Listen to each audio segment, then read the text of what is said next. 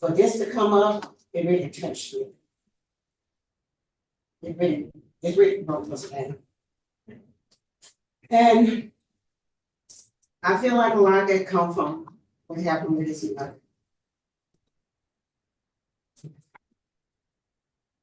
But I went on, there's no excuse for what he did, I know.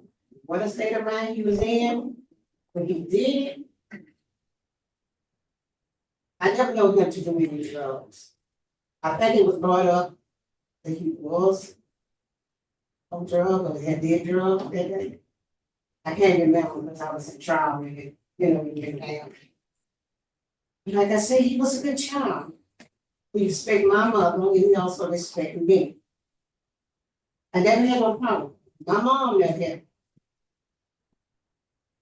But this to come up, it really did touch me. I couldn't believe it myself. Thank you. And Appreciate your comments. Do you have something to say about now? Or okay, now I think he have learned his mistake.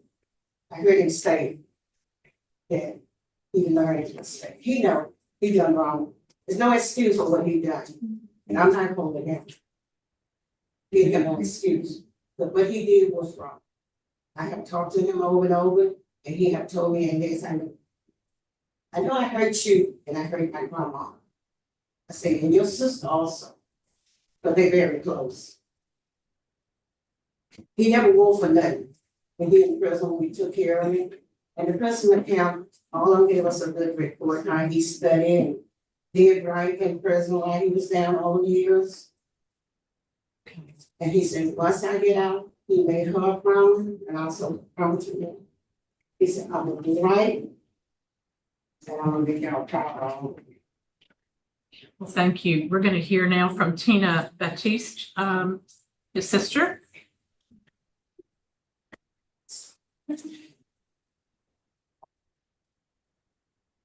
So sorry. Sorry, baby. I'm emotional. I was going to say, we understand that, so just relax and speak from your heart to us about what you need to say. Absolutely.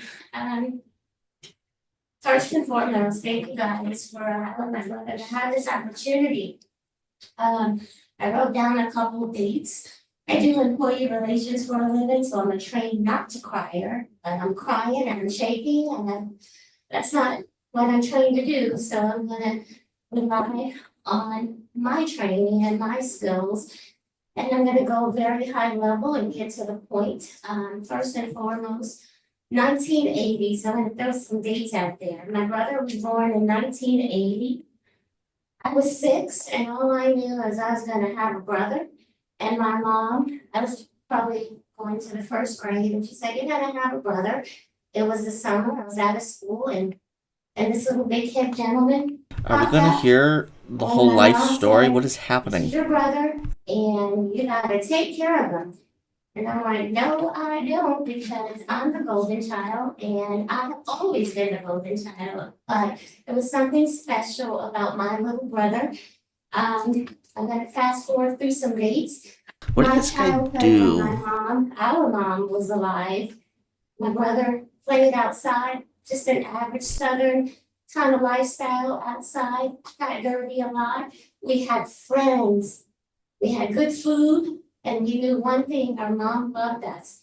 My mom would affectionately call him our little man, and he was our little man. I call him a boy, always happy, always running, and full of life. So that's how I remember my brother. And one thing that I will say as I stay in the 1980s for just a couple seconds more, my brother always looked up to me. And I didn't understand why, but I knew he looked up to me.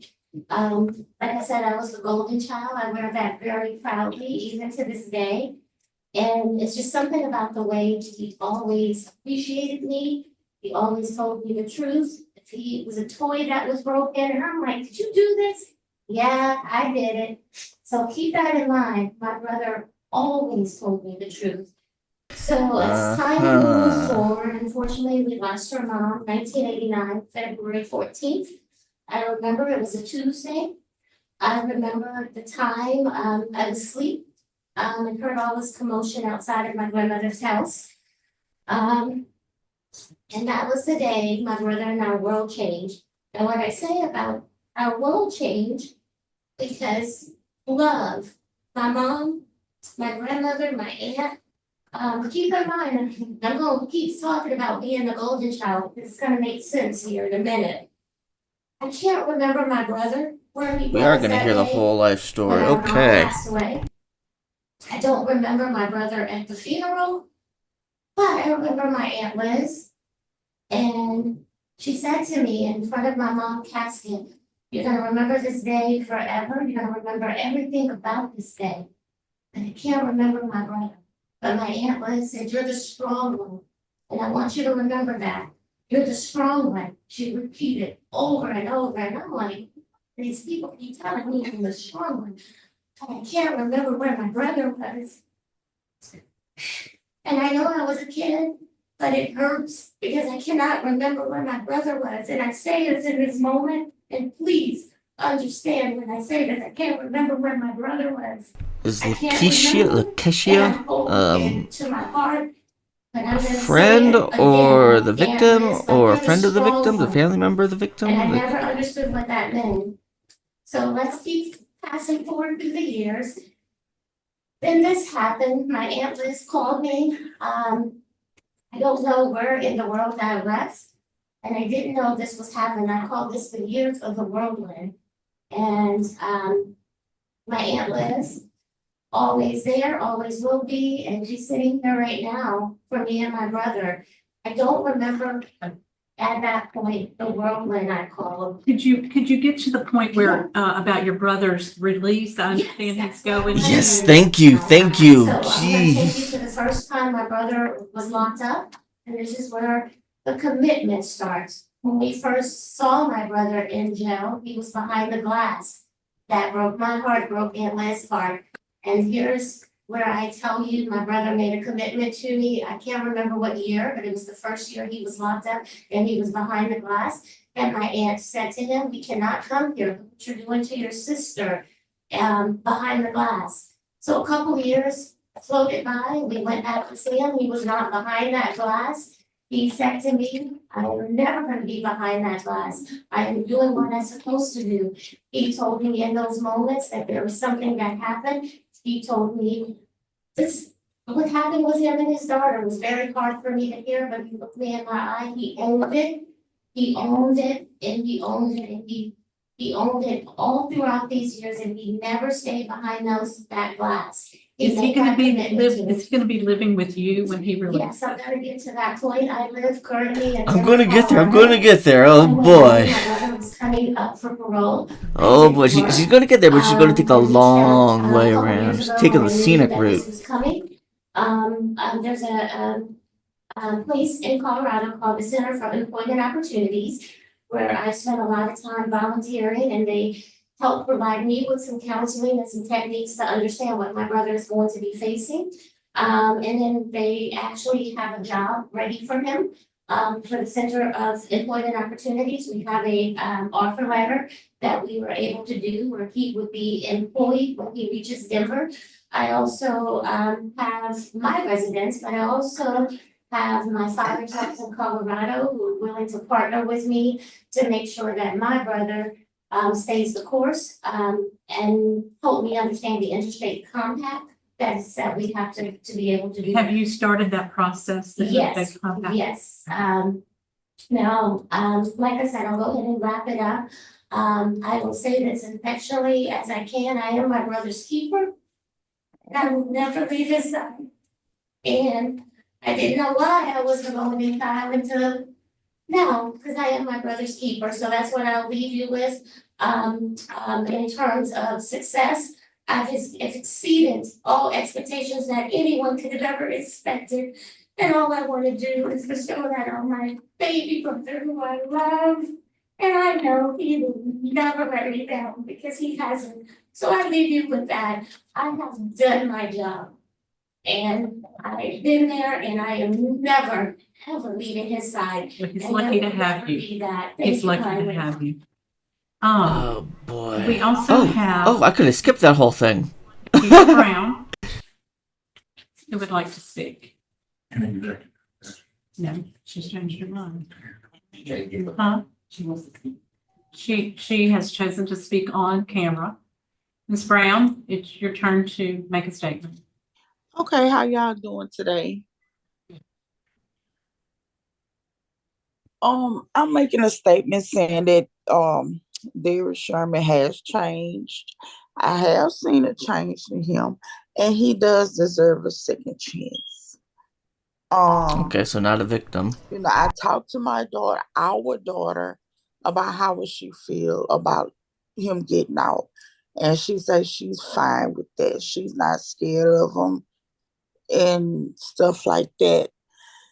But I know he didn't intentionally try to hurt her. He was Oh, he on did something drugs to at his the daughter. time when she came home and told me what happened. And I pursued to do the charges and stuff like that because she was scared of him. But as the years went by, when I talked to him, when he saw him, he apologized. And a person know when a person is sincerely sorry. And he was sincerely sorry to hurting our child. And he apologized to her with a sincere heart. So yes, I do think he deserves a second chance. And we both have forgiven him. So that's all I have to say, that he deserves to be out. Very brave of you to be with us today. Thank you very much for your comments. You're welcome. Now we have Mr. Philip Terrell, who is the Rapides Parish District Attorney, who would like to speak.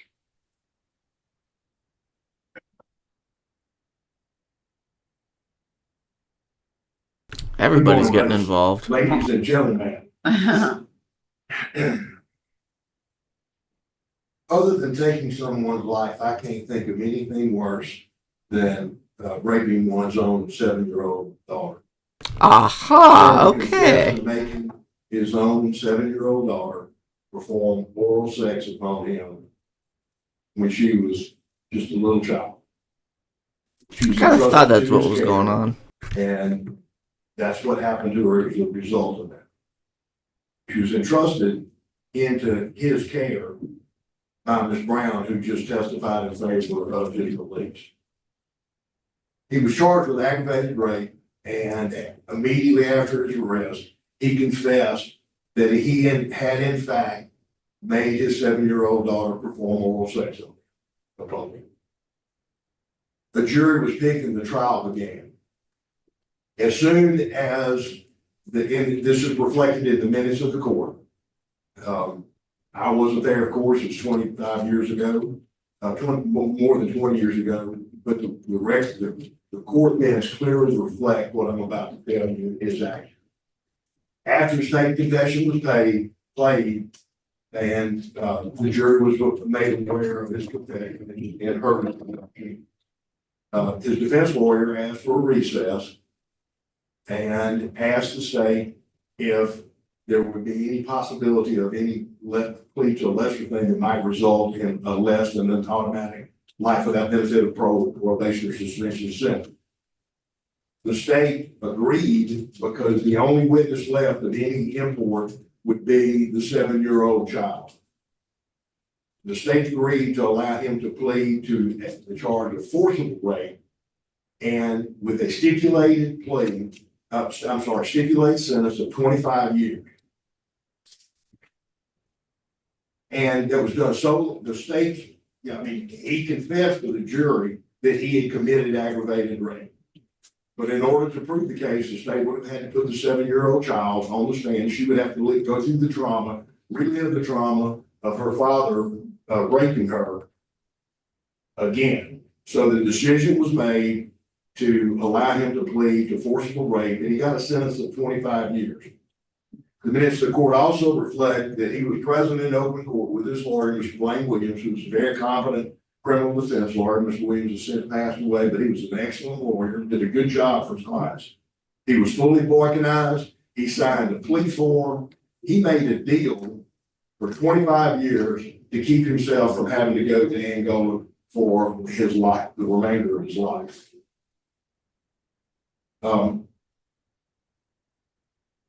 These nice ladies testified about the progress that their nephew and brother had made, and they had really good things to say about how he done well in prison.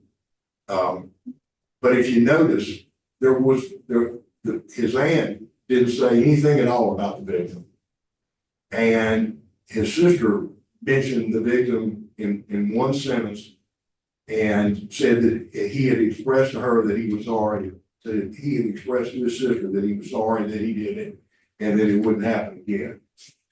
You know, these nice ladies also, the nice aunt said that that while she had a tough time because of her having to work and not always be there supervising. But if you'll notice, she said he never stole, he never did drugs, he didn't do any of that. Well, that sounds a little bit to me like he may well be a pedophile. And the science shows that. What is he talking about? Very seldom change. But back to the main point. The main point is, and it's admirable, and I know that he has had a very good prison record, and it is admirable. He has done well. He's taken a ton of courses to do better. But you go back to the fact that he committed this horrible crime. He made a deal with the state of Louisiana and with his victim that he would do 25 years. So simply, I could belabor that all day long, but simply put, the man made a deal to keep from going to prison for the rest of his life. And the state of Louisiana submits that he should remain in prison and do his entire sentence that he got that is a blessing to him and was a good deal that his lawyer got. I'd be happy to answer any questions that y'all have. If you were a Muslim, I usually talk about you get a slap on the wrist. No, no. Modern I try day. to get to the point. Yeah, well, you Thank covered you. We everything. appreciate Thank you that. very Thank you. much. Thank you for coming. This case has been At least in the assigned UK, to Mr. I'm pretty sure it's the Barra. same Mr. Barra, you can here in the leave any US. questions you may have. Yeah. When you got arrested, have you bonded out since then, or you been in jail the whole time? Well, I had bonded out, and then they picked me up when they upgraded the charge to aggravated rape. So on this charge, how many years have you served of your 25? 21 years and like 4 months. Right. Tell us why you think that now would be a good time to consider a release for you. What's different? Well, I have knowledge of 21 factors, which I didn't know anything about the risk factors, understanding the help that I could have gotten, but to prevent this crime from ever happening. Now that I have taken this class, and I actually took the class for almost 5 years, and I also helped the other guys in here with the class, and that has really just opened my eyes to make sure I never put myself at risk ever again. And I just rehabilitated my mind to think different than I used to think. And I just feel like I strive every day to be a better person, to learn from my decisions I made. Just every day striving to be the best person I can be today. And I just feel like I did everything I could to be a changed person. This goes on forever. Okay, let's skip ahead. Stay into it. I'm not interested in hearing what That he has to say. you have a curfew of 10 p.m. to 6 a.m. with electronic monitoring, that you attend AA and NA 1 time per week, that you get a mental health evaluation on the outpatient, that you have no contact with any juvenile unsupervised, period. And the reason I'm granting you parole is that if we hold you until the final, we don't have any say-so over these conditions. And we're just putting you back out without any support groups and without any other oversight. So the point of the until supervision ends is the key to your release today. So don't go and assume that, oh, it's 2 years and I haven't had a problem and I'm still doing good and the doctor says I'm fine. I don't care about that. You're gonna stay into some kind of support group for sex offenders and stay into treatment for the whole time. That's my vote. Stapleton. Based upon everything that Mr. Barra just said, and all the conditions he put on you, I think it's a better decision to do that than to wait until a full-time date and then you just get out and we don't have any of this continued monitoring to see how you do and for you to see how you're going to do. Because right now you're in a very secure situation to prevent anything from happening. So everything he said, I concur with, and I'm going to grant your parole based upon all the conditions he named. Mr. Sherman, I will never negate the seriousness of your crime. However, I have to commend you for the tremendous work that you have done while incarcerated to prepare yourself for this day. You know, you made a comment early on, you had no education and no hope. Well, today you sit before us with education and with hope. And you have a path forward. My vote is to grant parole. We'll put you under supervision. My vote is to grant you only to the Interstate Compact to Colorado. Does supervision help with And, anything? We appreciate. I haven't read what any you've done stats on for that. yourself. You've been granted today. That concludes at 10:01. Thank you.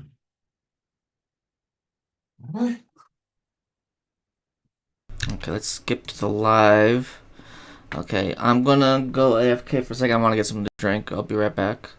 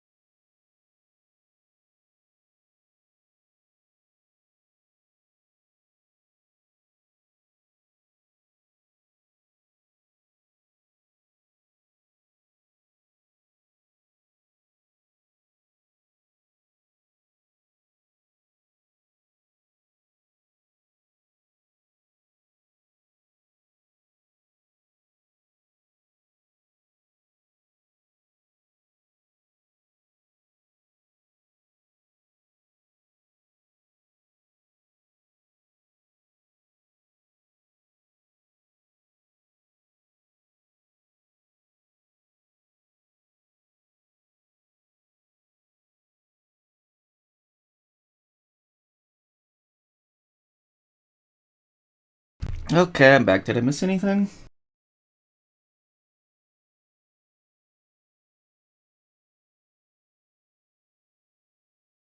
Doesn't look like I missed anything. How long was I gone? Let's go to cribbage while we wait for more.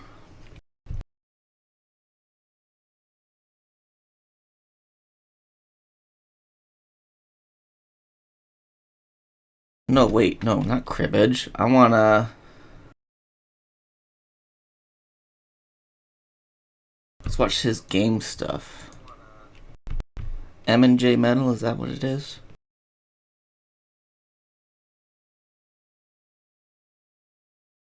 Yeah, M&J Metal.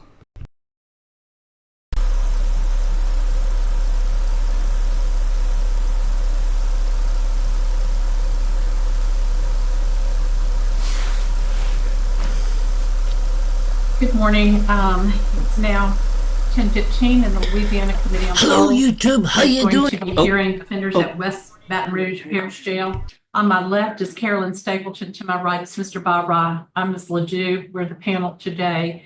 Would the offender please introduce yourself with your DOC number? I'm sorry, you're on mute. You can unmute.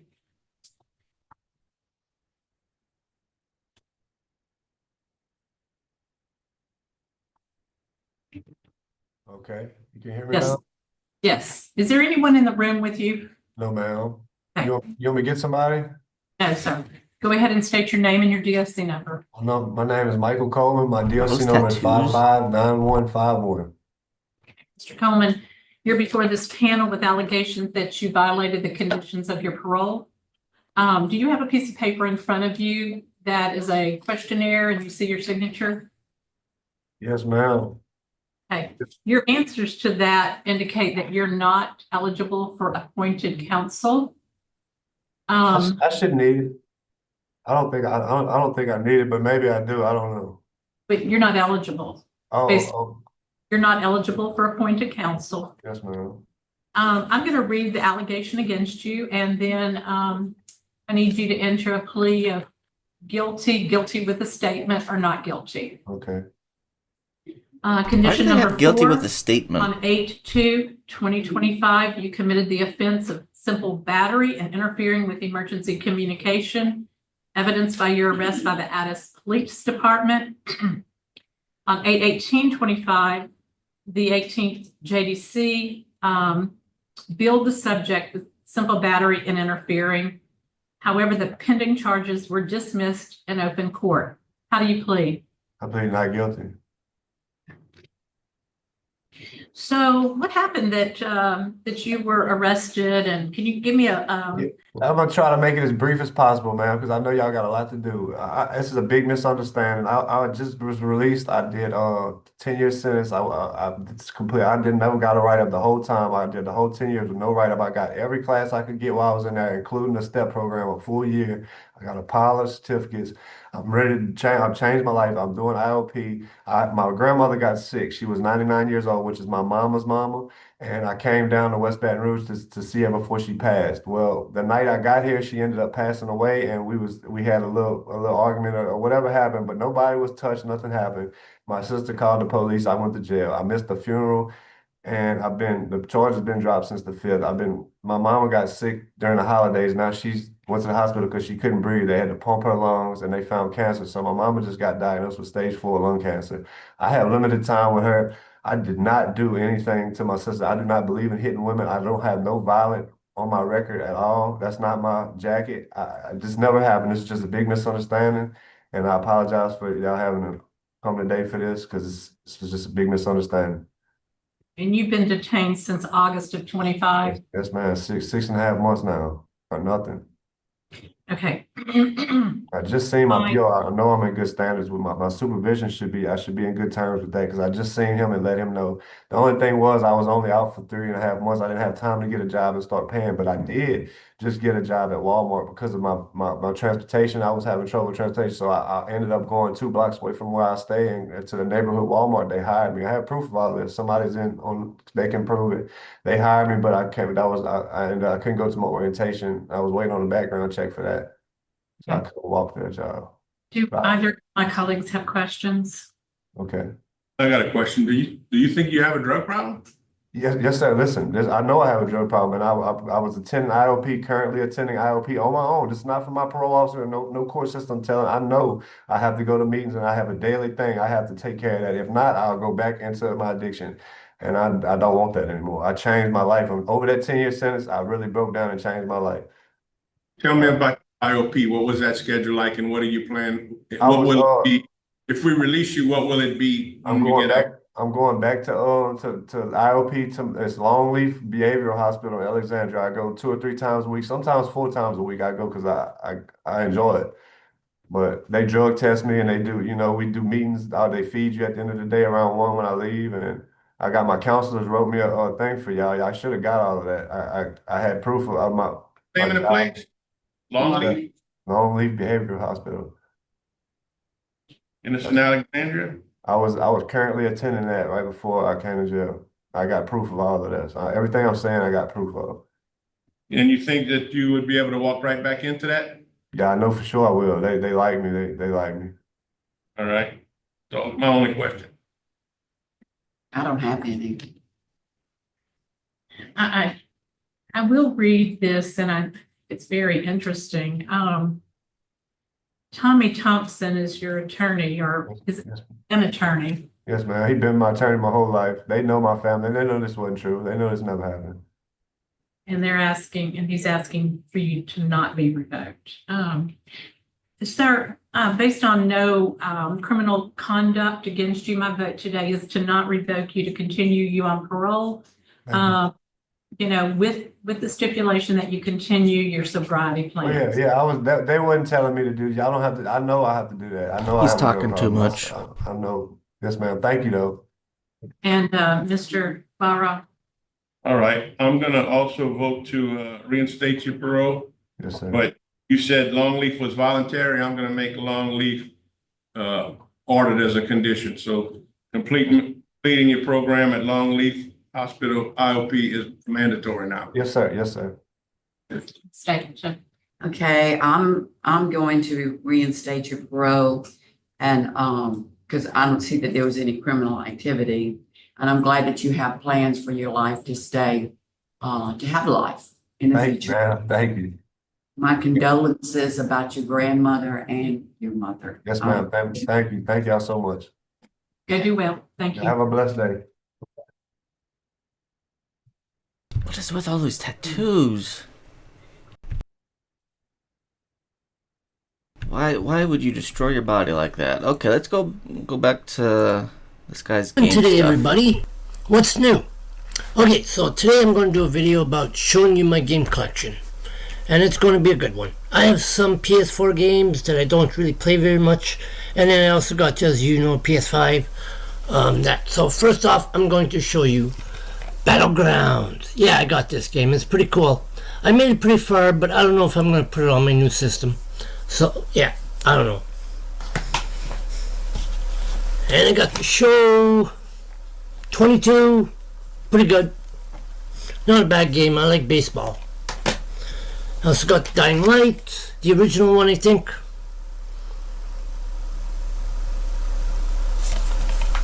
And it's not a bad game. Also got Pac-Man. Ooh, Pac-Man. Well, not a bad game though. I like Pac-Man 99. Is it Pac-Man 99? Then I got also NHL 24. I like this. Pretty cool game. I might put this on a new system. I don't know. I'll see. Then I got Minecraft Dungeons.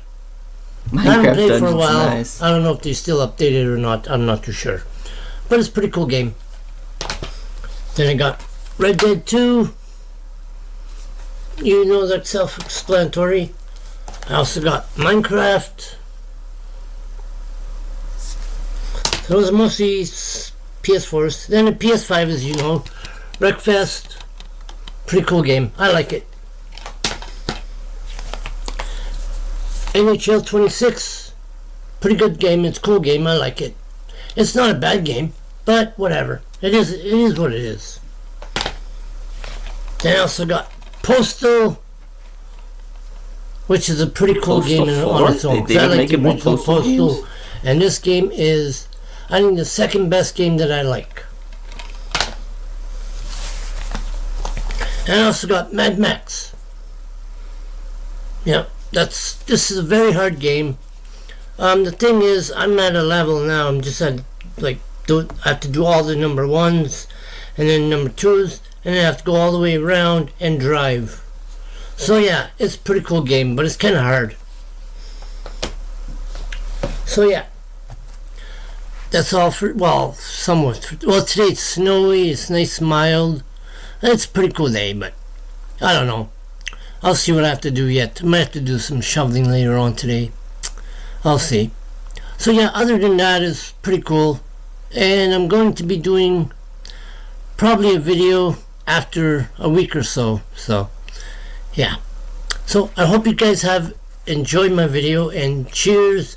Thank you. Bye. That was nice.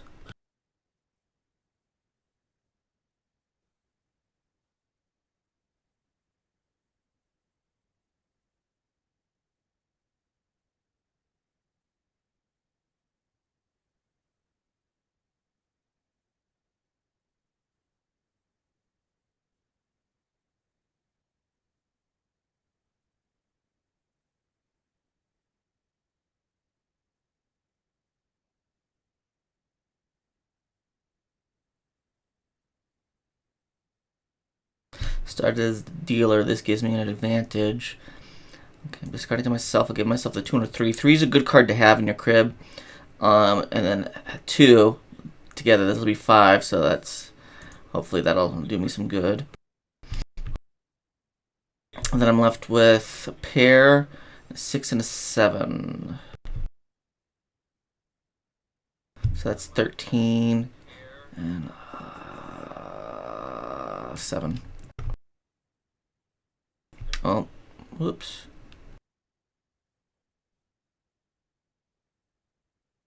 One for the go. Nice.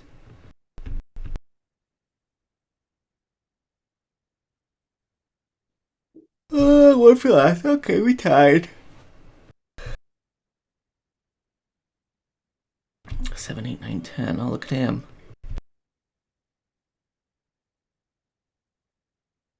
Hey, look at that.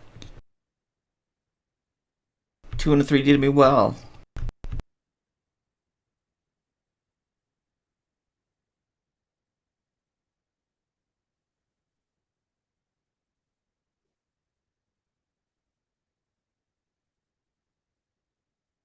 Four and a 7. Hopefully that will be useless to him.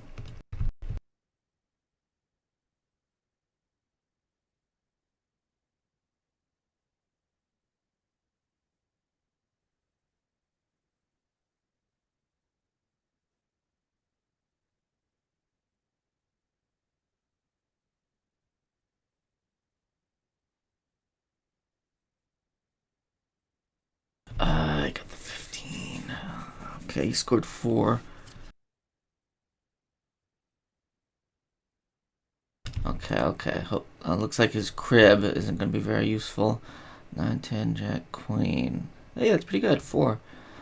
But he got 7. What about his crib? Oh, he had the pair. Okay, but my cards didn't help him, so that's good. That's still a good play.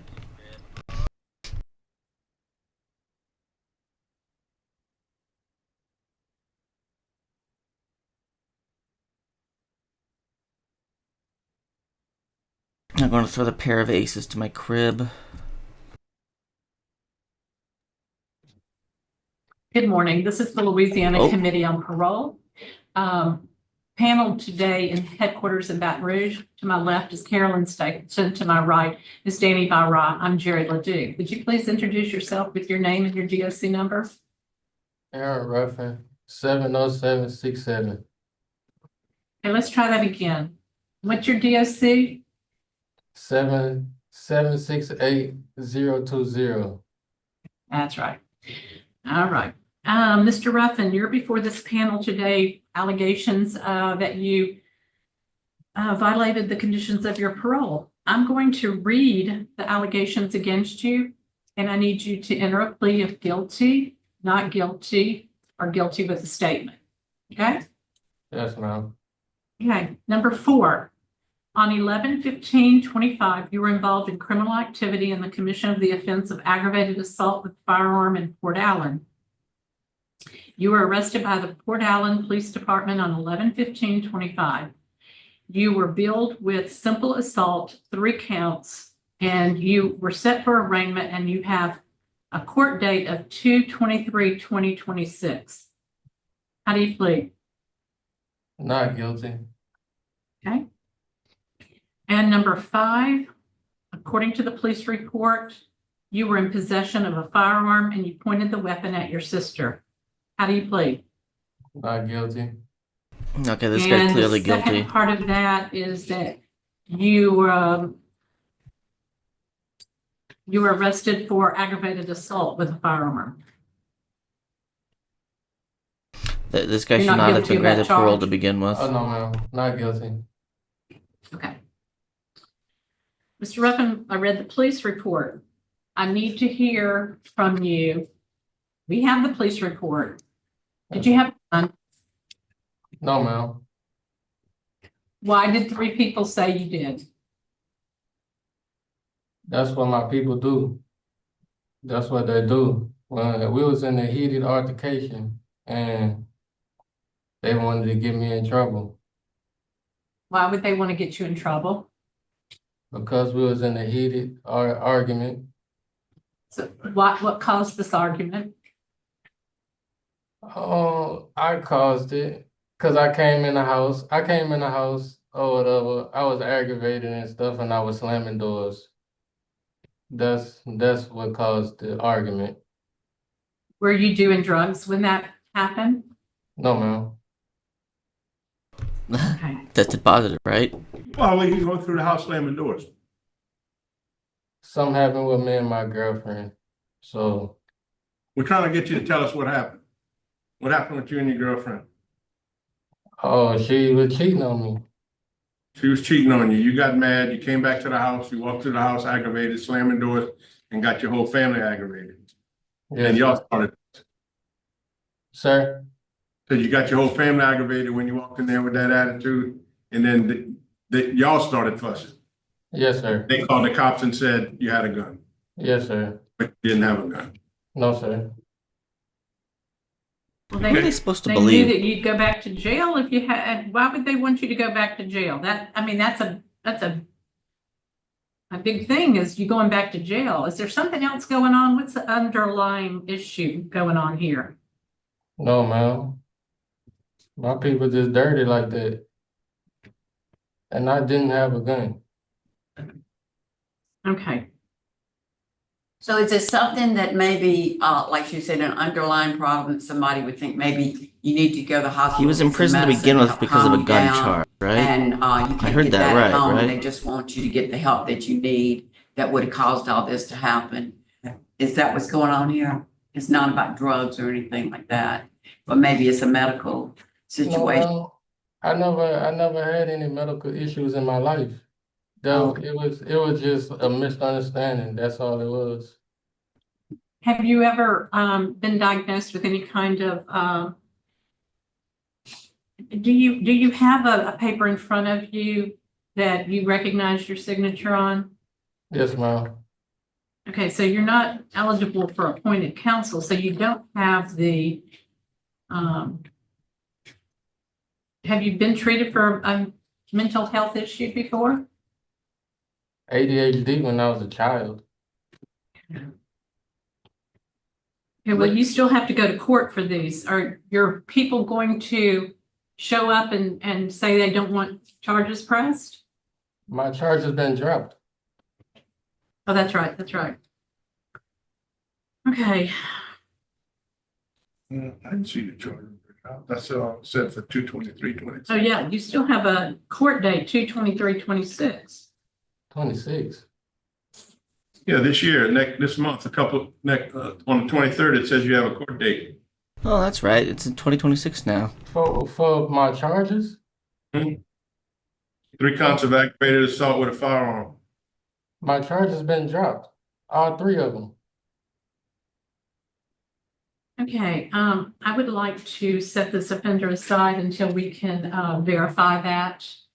Um, so we're gonna postpone your hearing for a little bit until we get Man, I wish I had a clarification. chat. This is interesting. I want to hear other Huh? people's opinions. We can go into executive session and, determine that. Do I have a motion and a second? Yes. You want a second, Ms. Carroll? Second. Okay, we'll be back. We're gonna go into executive session to verify that information. Yes, ma'am. Cause I want to hear other people's opinions. Like, do you think they lied? Do you think his friends and family lied about him having a gun? They might have, just to get him out of the house. You know, deal with it later. Like, say, oh no, we lied. But wouldn't that get them in trouble? They probably didn't think that far ahead. Like, this is interesting.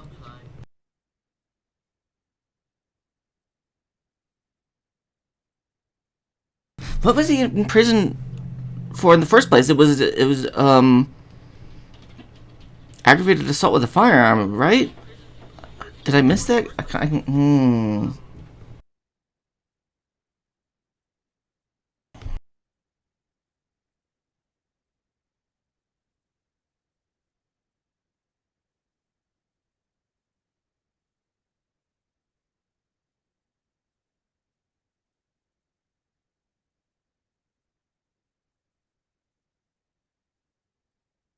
Man, I wouldn't want family or friends like that would lie about me like that. They must not like him much. That's sad.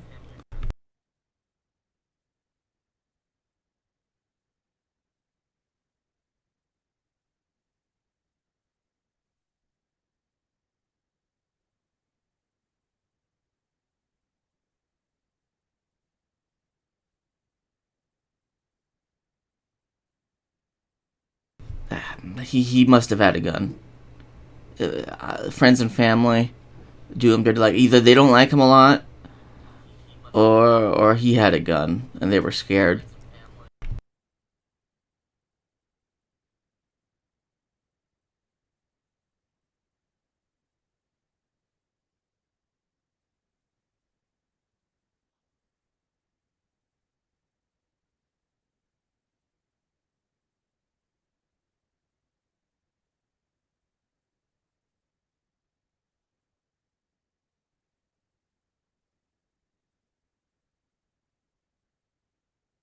Okay. I'm learning more about that shooting incident in Canada. Whoops, I hit the wrong button. We're going to the wrong browser.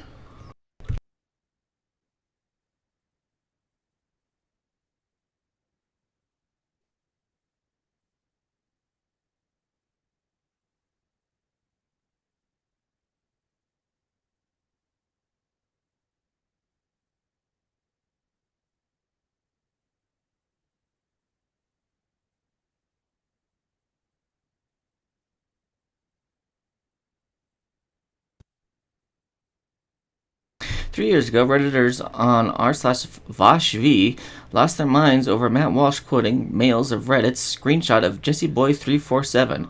JesseBoy347 just shot up a school in Tumbler Ridge, Canada yesterday. Just a second, I'm going to send this to somebody real quick, and then we'll read what the post says.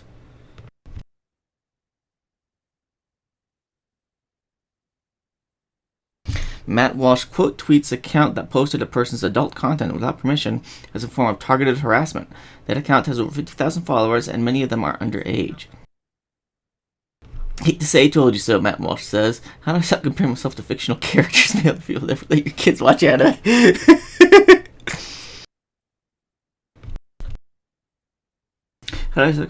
I'm trans, male to female. I'm pre-hormone therapy, 15 years old, and I've been viewing a lot of anime-related content recently. Was never into it before. The characters are always so cute. I don't want to be 2D. I don't want to be 2D or anything like the characters themselves. But when it comes to their body shapes and stuff, I often find myself comparing their semi-unrealistic yet still physically possible shape. Specifically when it comes to height, BMI, and obviously their testicles. So come on, dude. I'm super skinny, so that sometimes makes me feel kind of good. but I'm pre-hormone therapy, and my expectations are minimal for chest growth, and I'm 6 feet tall. Why can't I be petite and small? Side note: if you want to know, if you know of anywhere I should go to get into watching anime, that'd be nice. Never watched it before. OUO. I'm not going to post the tweet I'm referring to for obvious reasons, but it was very recent. Every conservative accusation is a confession. Also, Charlie Kirk posted a video of a murder a week or so ago. What is wrong with Republicans? Oh, please. I'm confused. I thought Canada had robust gun control. Yeah, mass shootings happen all over the world. Our media just doesn't report on them very much. Like I've been checking the news today. I haven't heard anything about this. I learned about this specific event on Discord just now. We read some stuff earlier, but they didn't mention anything. They just posted a picture of a guy and said, "This is the guy," but they didn't provide a name or news article or anything. So let's see if we can find Tumbler Ridge, Canada. Copy.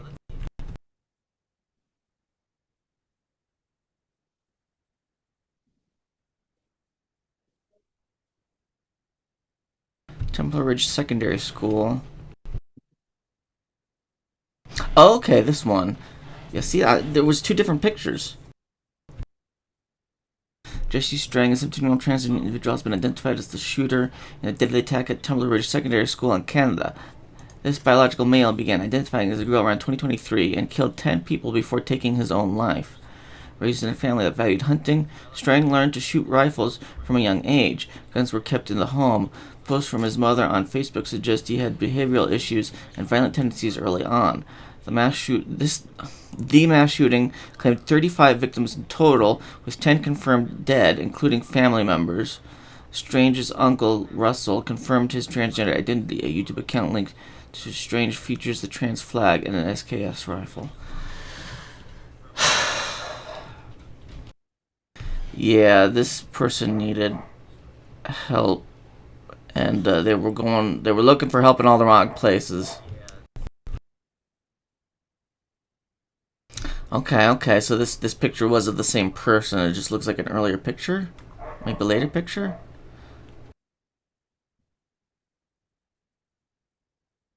Okay, it's all coming together now.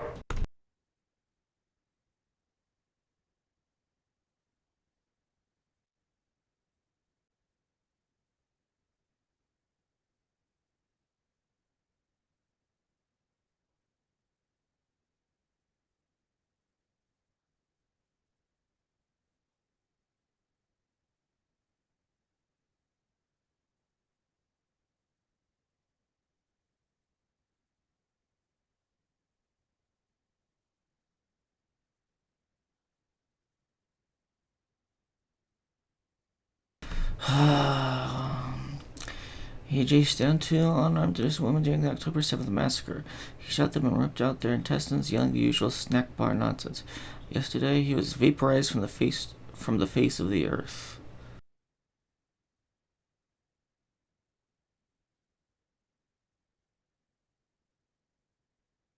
Okay, I'd rather. They're still looking up to see if the guy was lying. Okay. Oh, good, he played a 10. That means I can play a 5. Oh, and then he got a pair. Okay, great.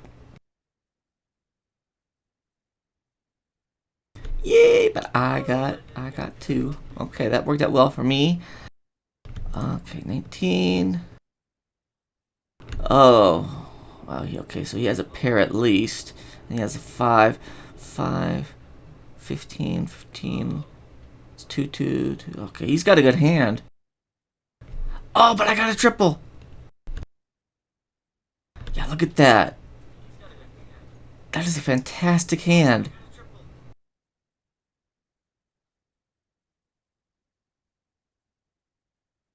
I'm behind.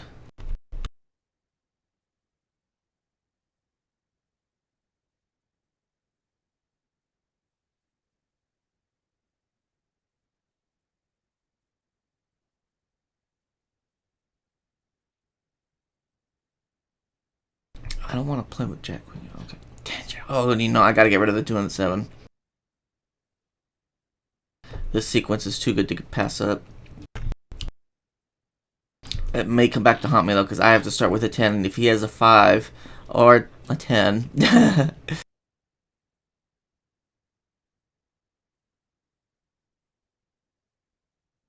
got 1 for the go.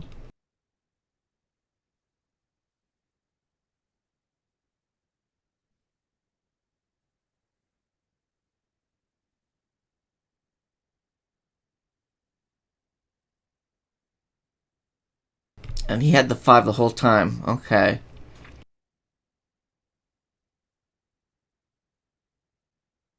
Oh, give him a 9.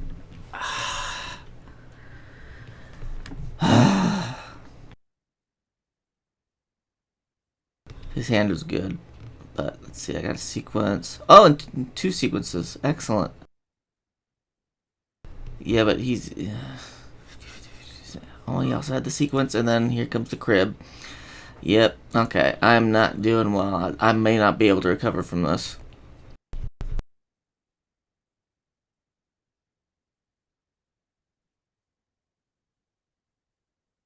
Should I give myself the pair of 8s?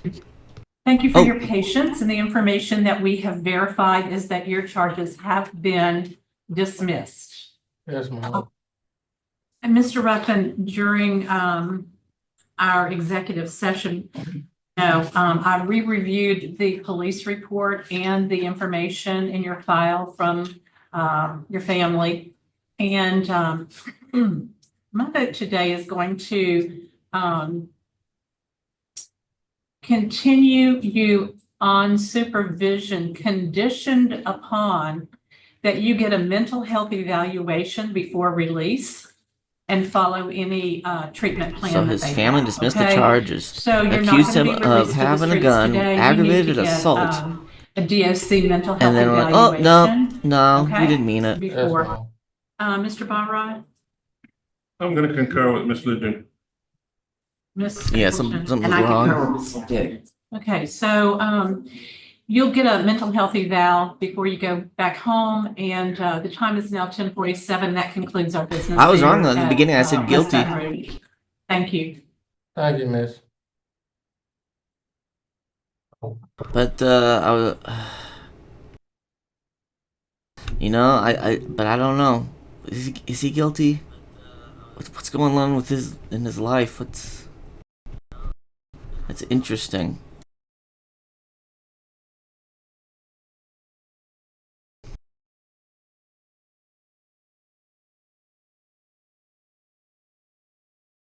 See, I can get. See, well, that's 4. I can keep the pair. That's 2. Now I'll send it to my crib. That's 10 in the crib. Hopefully, I'll get some 5s.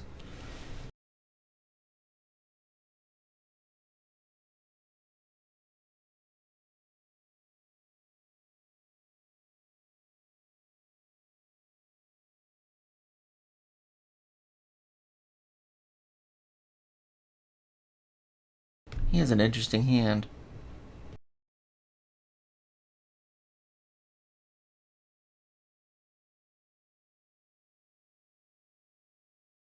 Yes, I got a 5. So that's 2 15s right there. That's 4 points.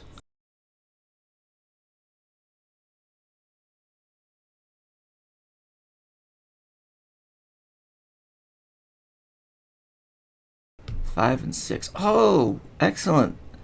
7 and 8 make a 15. I feel like I played that the best I could have played.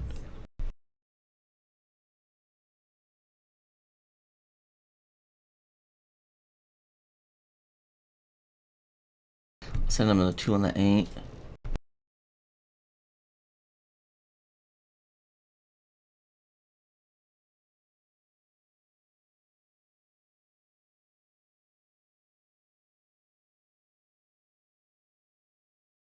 Oh, he just gets 2 points straight up. Okay then.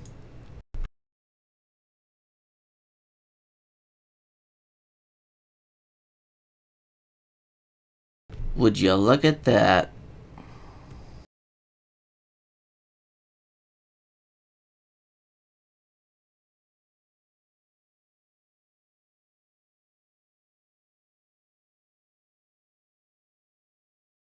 That's frustrating. I am so far behind.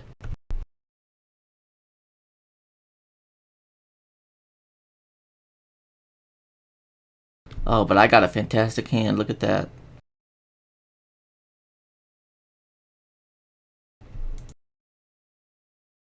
Oh, he had a flush.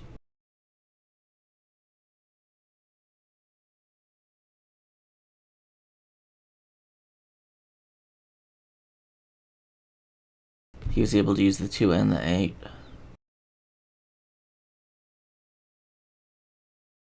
I'm behind 30 points. Yeah, I've already lost. This isn't gonna end well for me.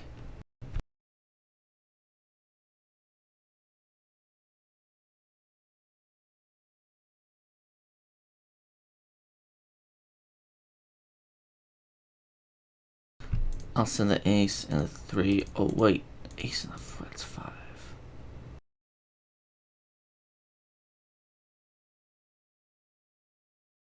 Or I can send the 3 and the 6.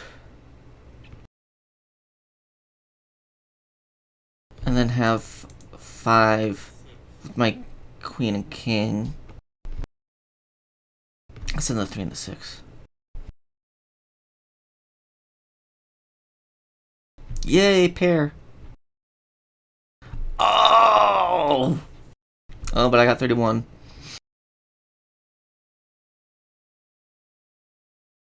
Another pair.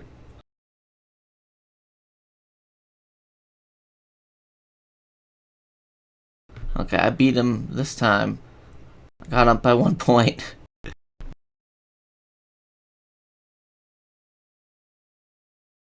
And I have a pair here. It's 15, 15, 15, 15, and then 2 pairs. Okay, he wins this hand.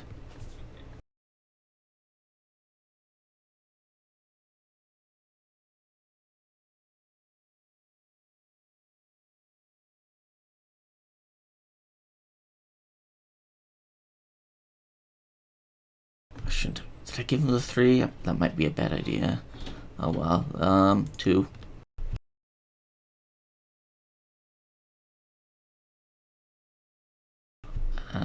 Yeah, I give him a 9 to play off of. That's always a bad idea. But I got a pair.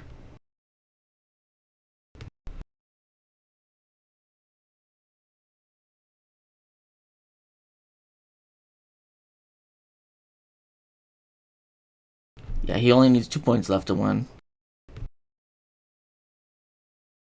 And he has a 5. 2 15s there. 2, 6. Oh, and I get the 2 and the 5. Oh, he's got it made. He's got it made. Yep. Okay, I'm gonna put the screen back. I got a little bathroom. I'm gonna put the screen back to the Parole board. Gonna put up the BRB sign. And I'll be back.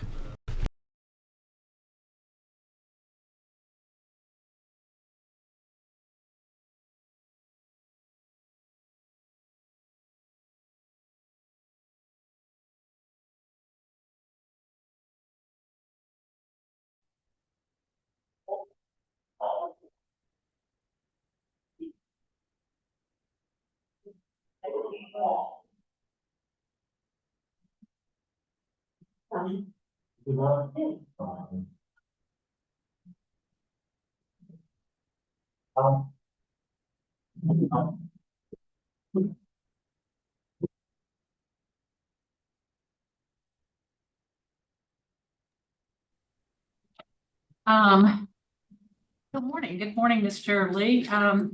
This is the Louisiana Committee on Parole, and today we're in Pamela headquarters in Baton Rouge. On my left is Ms. Stapleton. To my right is Mr. Barra. I'm Ms. Ledoux. You're at the Orleans Parish Prison. Could you state your name and your DOC number for the record? My name is 554-305. So you state it one more time for me. Excuse me? You have an echo. Could you state your name and your DOC number one more time? Yes, Yes, ma'am. My name Darius Lee, 554305. Okay. Hey, Mr. Lee, I'm going to read some allegations of, I'm going to ask you, first of all, do you have a questionnaire in front of you that you recognize your signature? Yes, ma'am.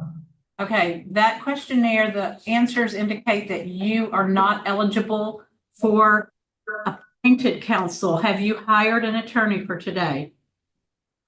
No, ma'am. Okay, we're going to continue then. Ms. Stapleton is going to read the allegations against you, and you're going to answer her with a plea of guilty, not guilty, or guilty with a statement. Okay? Yes, ma'am. Okay. Mr. Lee, the first rule violation is number 4, and it was on 10/2/2025. You were arrested by the Jefferson Parish Sheriff's Office and booked with operating while impaired, first offense under item number J-01329-25. What do you plead? I plead not guilty, ma'am. Okay, and then rule violation number 4 on 10/3/2025, you were arrested by the Kenner Police Department.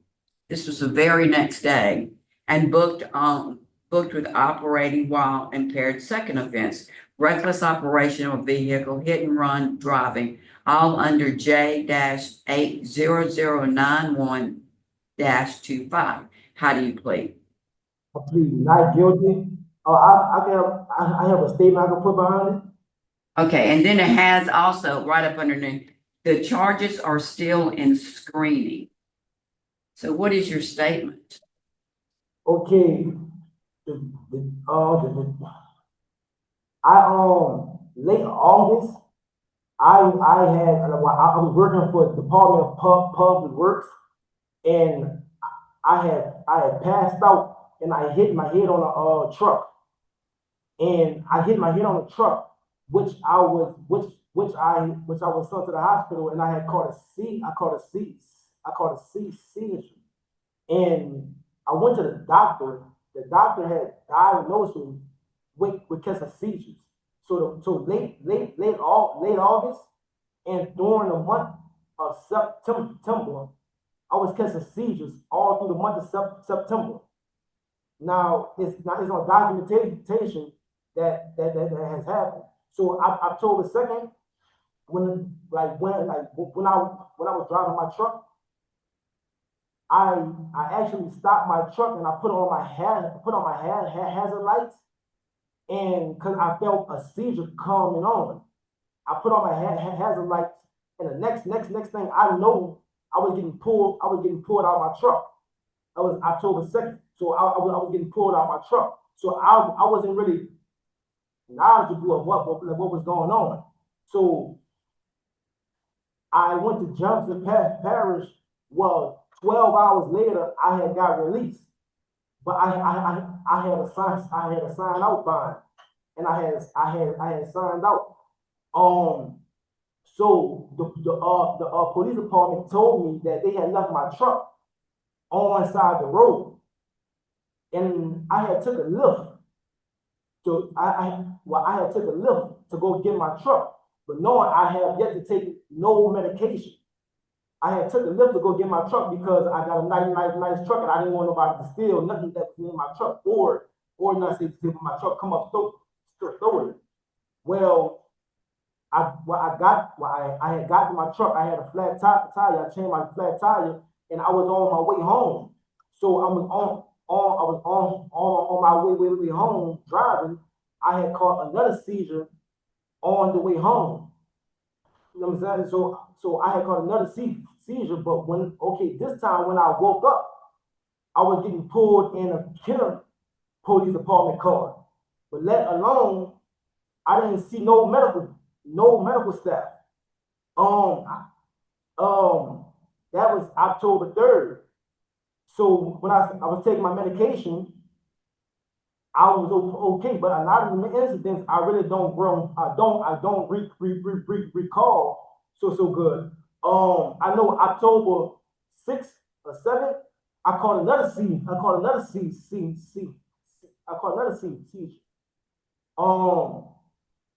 So it's like all this started happening, like me catching me catching seizures, because I know they say the first DWI, whatever they were saying that I blew in a breathalyzer, it was 0.002. And the second breathalyzer I blew in it was 0.000. So it's like I didn't have no alcohol on my breath, and like everything I have been doing since I've been home. I maintain a job. I've been going to I'm going to school. I'm going to college for business. And I work at temp service jobs. I had a main job and a temp service job, and I'm going to school. So I was staying busy, and I'm helping my sick uncle that has cold and cancer. So I'm helping them at the house, trying to maintain everything. I'm not, like I say, things I'm doing. I'm trying to better myself. I'm most definitely, I'm not trying to violate the rule. I'm not trying to get thrown back in jail. This has been a heartbreaker for me. Being here, me just coming home after doing 17 years, I ain't trying to do nothing to cause no pain or no affliction or break the law. I mean, trying to do none of that. This been an eye opener. Like since I've been in here, it's like this is something that I do not want, because everything that I have been doing is to show that I'm a changed person. Like I said, I'm maintaining jobs. I'm going to school. Like I'm going to church. Like I'm a church member. Like I said, I'm maintaining my parole fees. I'm paying that. I'm doing everything that needs to be done. Like I said, I had left society when I was 18. Came home when I'm 35 years old. A lot of things have changed on me. And me trying to adjust to society and how everything changed is it's been hard, because I actually didn't really have that much help. But I've been doing it. I've been making everything work. So speaking back on these charges, is like like I said, I had a medical condition which is proven. Like my parole officer, like I said, I had 3 or 4 parole officers in 7 months.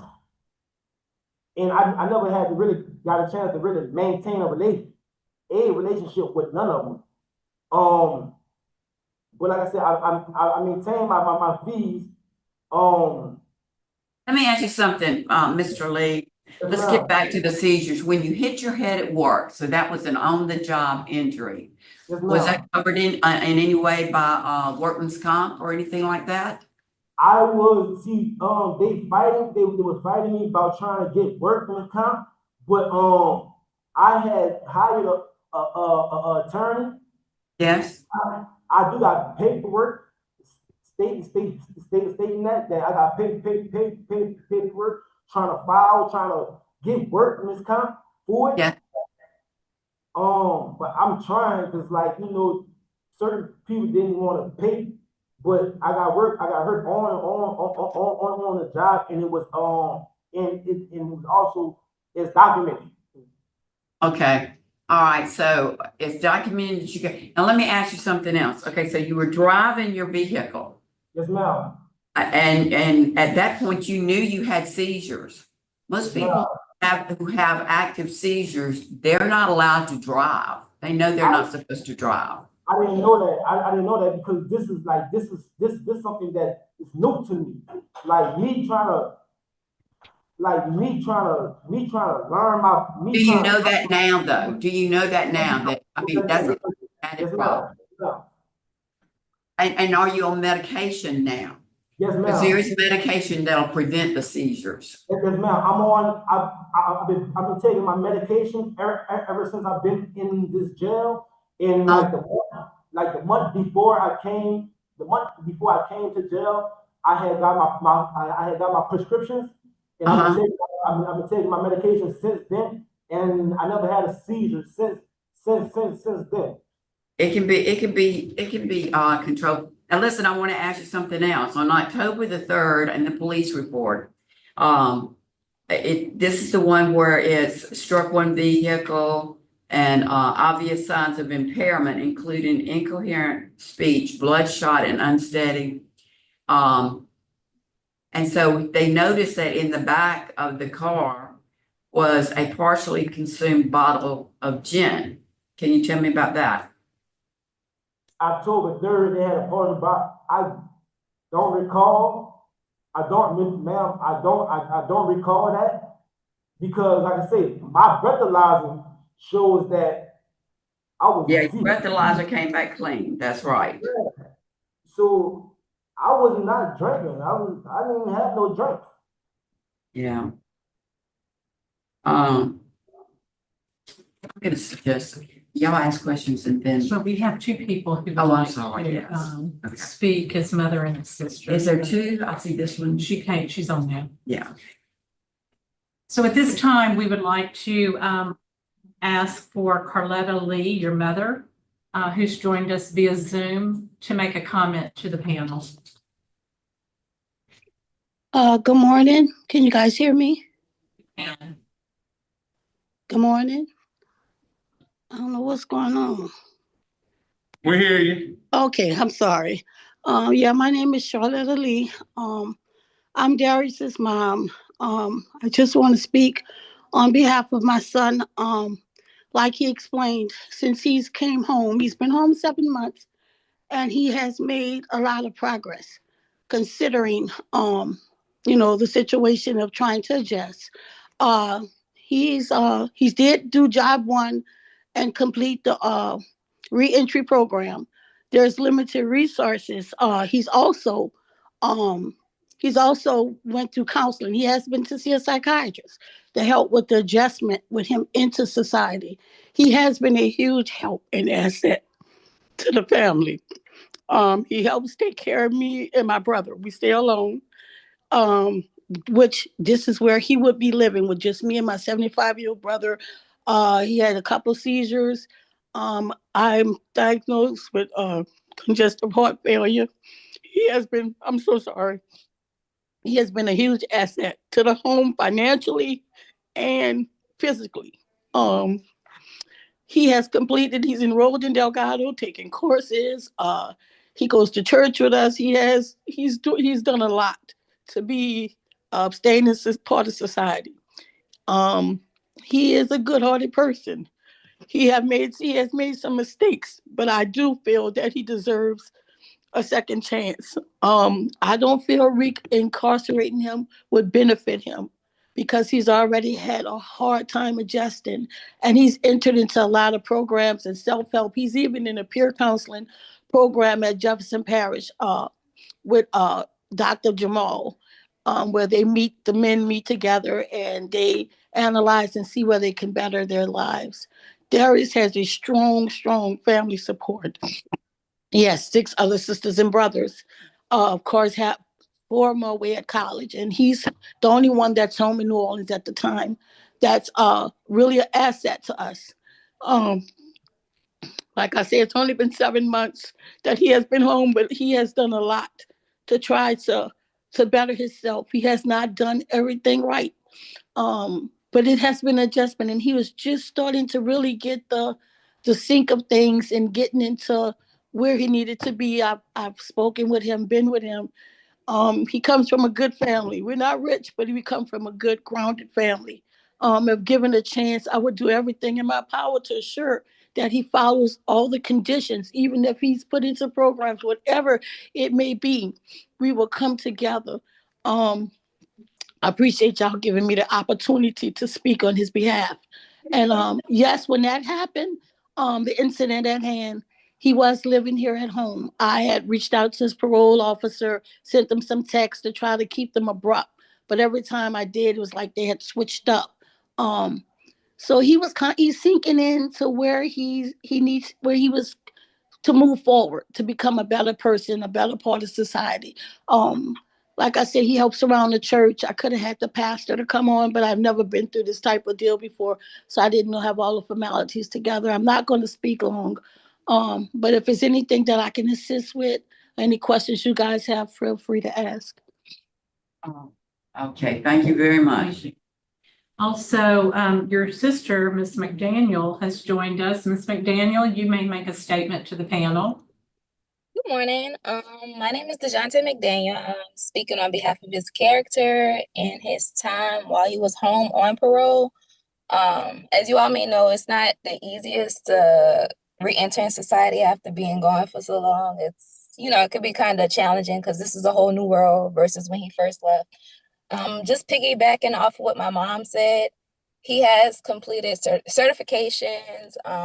He stayed with the job, if not multiple. What did he do? And Did he was anybody? enrolled. Oh, wait, no, that would have been while I was away. You froze up. Oh no! Oh, there we go. He's working to get his associates soon for business. And he was also helping my mom and my uncle back at home. I'm in Germany right now, but he's the only one living at home. But I have said that he was changing. She's where right now? Re-entering into society. He stayed busy for the most part with different programs, trying to, I guess, navigate through life and stuff like that. This is unfortunate, but I do hope that we could, I don't know, I do hope that we can kind of work something out because he's been trying. It's been an adjustment. Like my mom said, he's been talking to people, psychiatrists, going to different programs, trying to kind of make sure that his life go on the right path. He always said that he didn't want to slip up. He didn't want to, go back to jail. That's all he always said. He didn't want to go back to jail. But that's pretty much all. Thank you for your time and your consideration. Okay, thank you very much. Thanks for joining us. Okay, Mr. Barra, do you have any questions for the offender? Yeah, how long did you say you were in jail, incarcerated?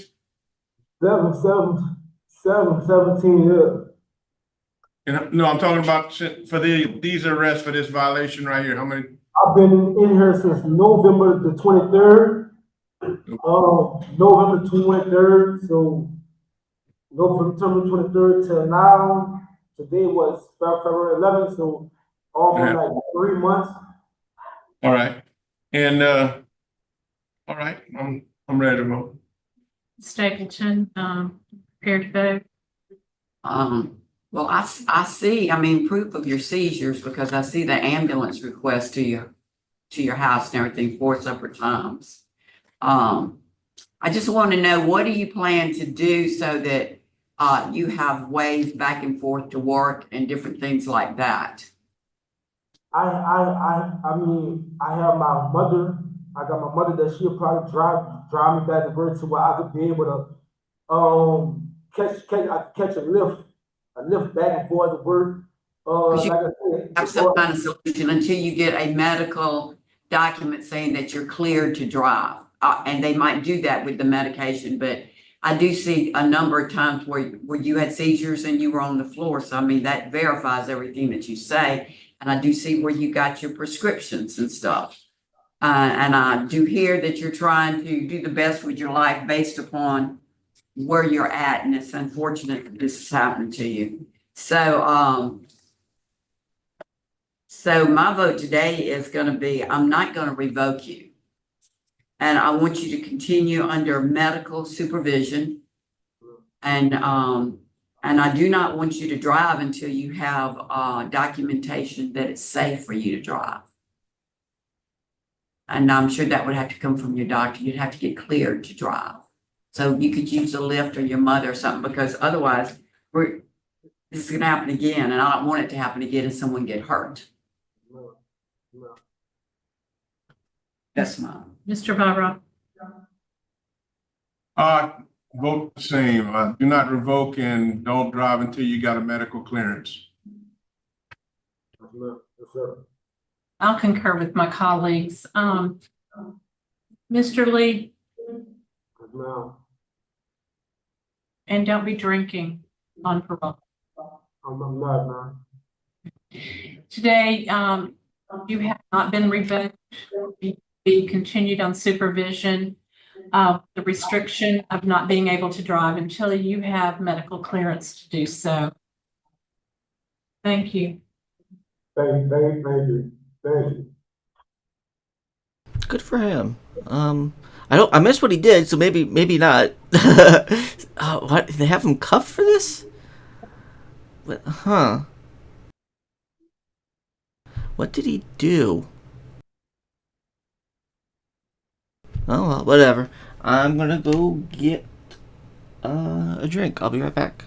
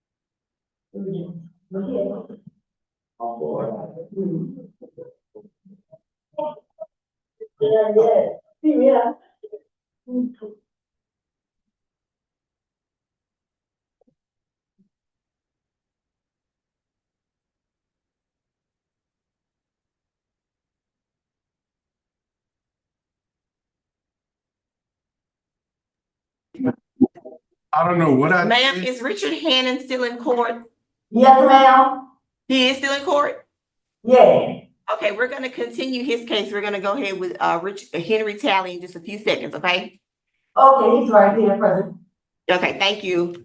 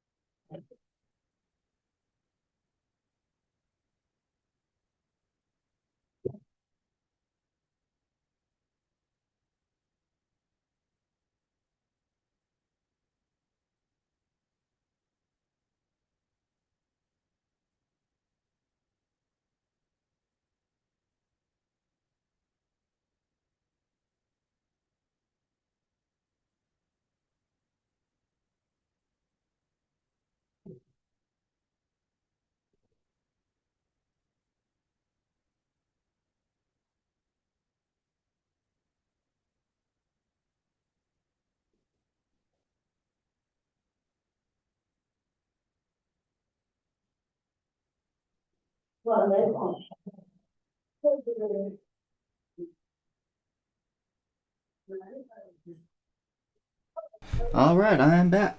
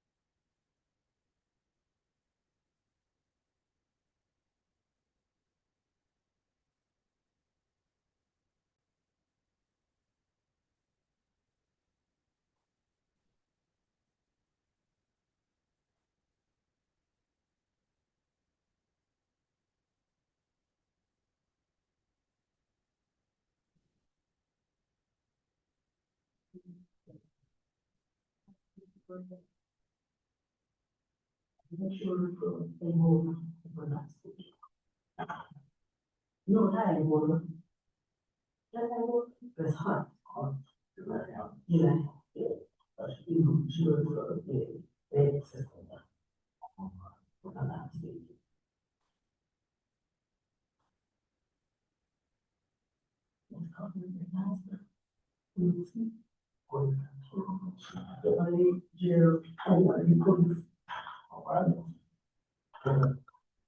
So.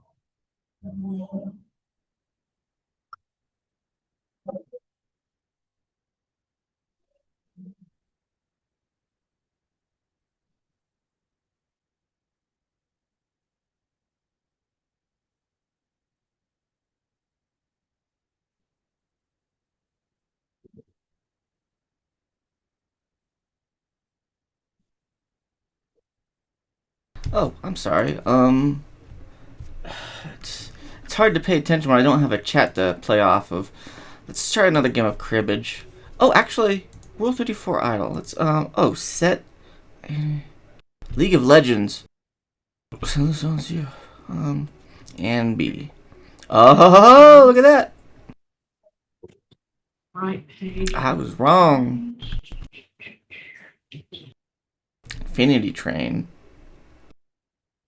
Never heard of that. Hey, good morning. Oh, here we go. Here before the Louisiana Committee on Parole. On my left is Ms. Stapleton. To my right is Mr. Barra, and I'm Ms. Ledoux. And if you will state your name and your DOC number for the record, please. Yes, Harrisburg, 378883. Okay. Mr. Talley, you're before this panel due to allegations of misconduct on parole. Do you have a questionnaire in front of you? Yes, ma'am. Okay, the answers to that question states that you are not eligible for appointed counsel. I see that you have retained counsel. Would your attorney please introduce yourself for the record, sir? Committee members, my name is Sean Collins. I'm Mr. Talley's appointed counsel through the Orleans Public Defender's Office in relation to the criminal case Mr. Talley is now facing in Section E of the Criminal District Court. I had sent a letter on Monday morning asking this hearing be continued. I was told that a decision would be made about that today. The allegations against Mr. Talley forming the basis to request revocation are entirely related to the new criminal conduct where Mr. Talley faces trial on February 23rd of this year.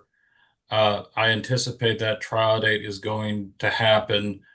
I would ask that this hearing be continued due to his pending criminal charges until after that trial date. I think it's appropriate since the allegations for the revocation relate to the accusations for which Mr. Talley is standing trial.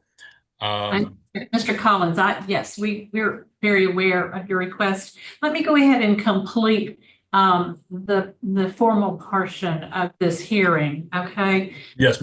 Because we need to have Mr. Talley answer questions regarding the violations. Ms. Stapleton will read the violations, and you are to enter a plea, Mr. Talley, of guilty, not guilty, or guilty with a statement. Ms. Stapleton, would you proceed? Okay, Mr. Talley, starting with rule violation number 4, you failed to refrain from criminal activity as evidenced by your arrest by the New Orleans Police Department and the United States Marshals on May 17, 2023 for second-degree murder. The case is currently pending under Orleans Magistrate number 604640. The case also includes 2 counts of possessions of a firearm by a convicted felon, which has been accepted by the Orleans Parish District Attorney's Office. The pretrial conference was 1/23/26, and the trial is 2/23/26. How do you plead? Guilty, not guilty, or with a statement? Not guilty, ma'am. Okay. Okay, and then number 5, you failed to refrain from possessing or controlling a firearm as evidenced by your arrest by the New Orleans Police Department and United States Marshals on May 17th, 2023 for second-degree murder. The incident involved use of a firearm. In addition, you had a firearm in your possession or control at the time and location of your arrest. How do you plead? Not guilty, ma'am. Okay. Thank you very much. Now the panel will consider, so Mr. Talley, is it your request as well to continue this case? Yes, ma'am. It is my request as well to continue my case. Okay. So is the panel prepared to vote? Yes. Ms. Stapleton? Okay, my recommendation is to continue this case pending the disposition of the criminal charges that are set against you. Mr. Barra? I concur. I vote is also to continue until the charges have been disposed of. Thank you, Mr. Collins, for your patience and for your presence here today. So, Mr. Talley, at this time, your parole hearing has been continued until after court. Thank you very much. Thank you, committee members. Welcome. And then we're also going to go to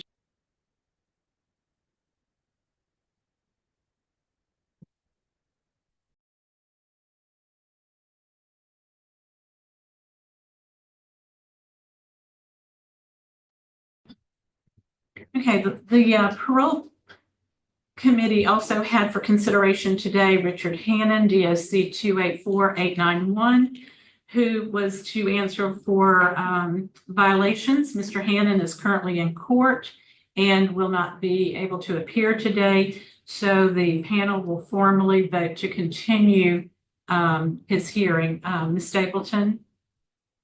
Oh, what? Continue. Oh, yes, continue. Mr. Barra? I'll vote to continue. So Mr. Hannon's case has been continued because of his inability to appear. The time is now 11:29, and that concludes our business there in Orleans and for the day. Thank you very much.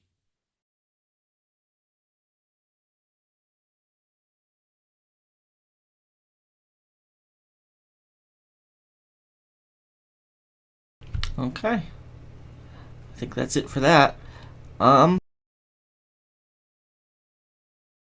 See if we can find more news about that shooting.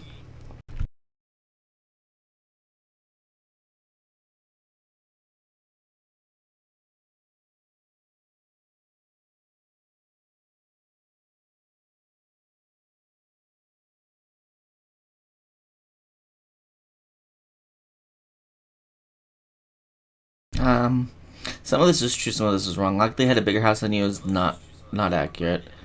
And they had IT, yeah, ate better food than you. Possibly. Today's food has been selectively bred to be larger and tastier and sweeter. Paid way less taxes. This is actually true. I rarely saw their boss. This is also true.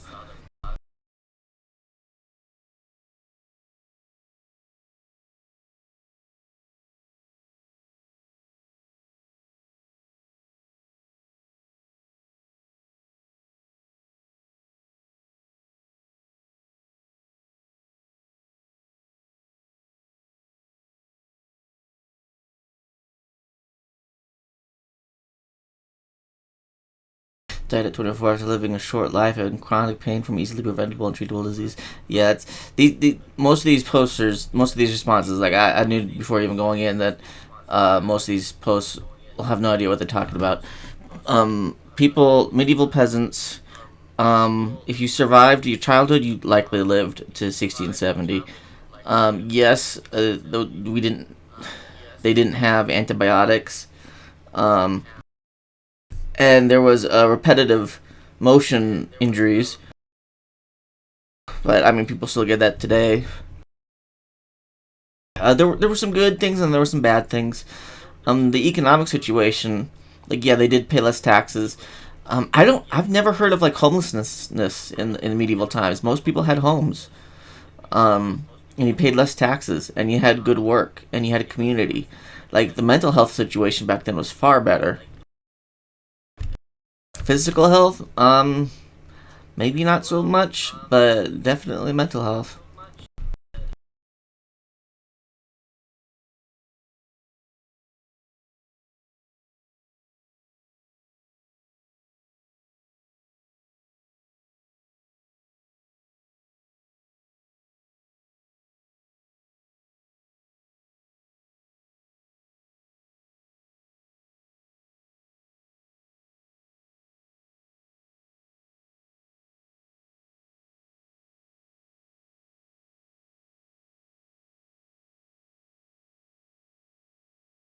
I've never played Detroit Become Human.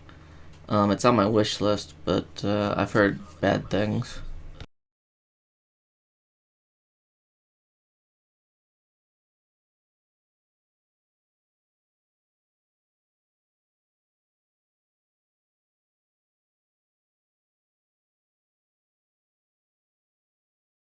Yeah, we talked about this case earlier.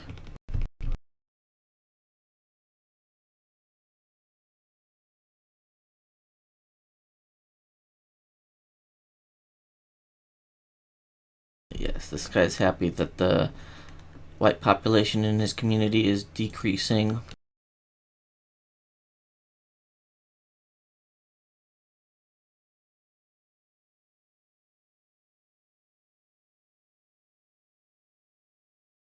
Oh, that sounds interesting. Based on the floor plan of the house I was building at the time, and this is the house. So there's several houses in Doom 216. One of them is mine, and we're gonna go through it. Now, first off, my house is the one that has the garage door on one side, then a door here, and in the original, sorry, there's a guy mowing his lawn. In the original version of the house, there was a triangular cutout here in front. That's been removed since then. That was 28 years ago, but you'll see a triangular thing there. So we're gonna go inside. Okay, this isn't gonna work because of my connection.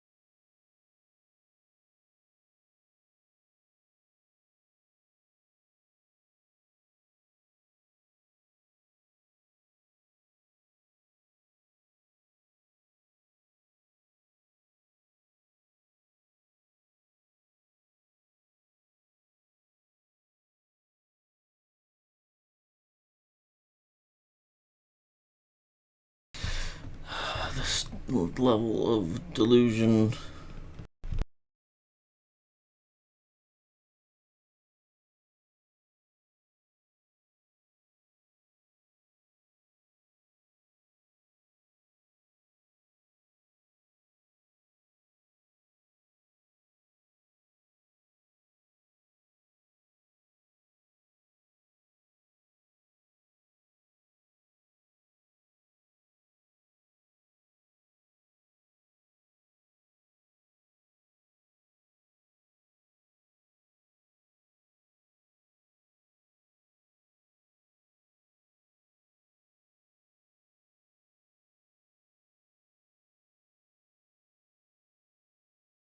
this post has a good point.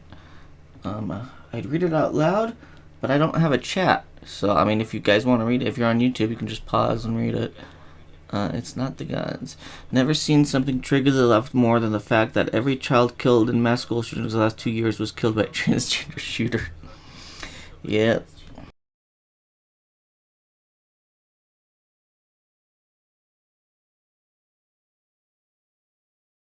I wonder if there's any news. France is extremely talented, extremely controversial. Ice dancers explained.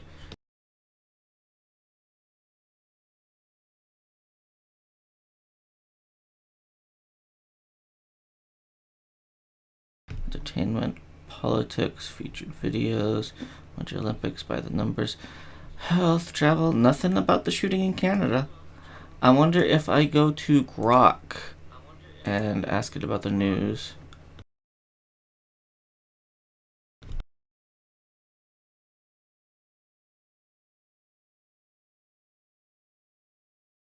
Canada mass shooting. Okay, international world news.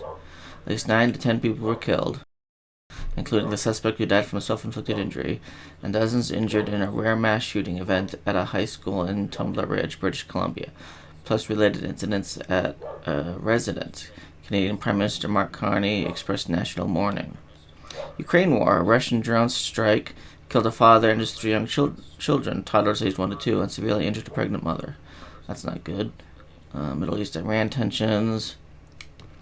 Yeah, I wonder if Trump is gonna take the bait and get involved in Iran, because then China's gonna invade Taiwan. Let's go back to cribbage. Well, I've been streaming for about 3 hours now. I guess I'll stop. Let me pull up. I will turn off the browser. I will turn on some music. Turn the volume up a little bit. Oh wait, no, I won't do any of that. I'll turn that back down. I'll go to. Oh wait, I know what to do. Studio mode. There we go. And I will turn on.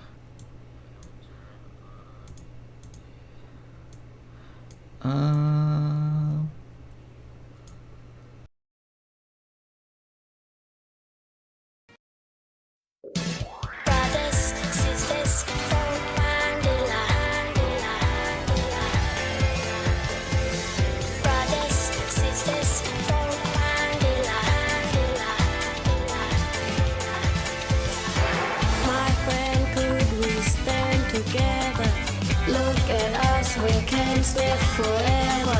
Show me sister, show me brother, and we stay strong.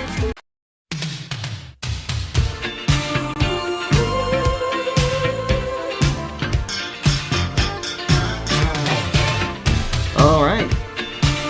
So I'm at the 2 days in a row. It's not a greatest streak, but it is a streak. Hopefully I will remember to, or be in the mood to stream again tomorrow. I have to remember to keep doing this every single day around the same time, which would be 6:30 to 7 in the morning. Unless I have an appointment, doing something that time at that time. Then it'll be later at around 8:30 to 9. Yeah, thanks for joining me.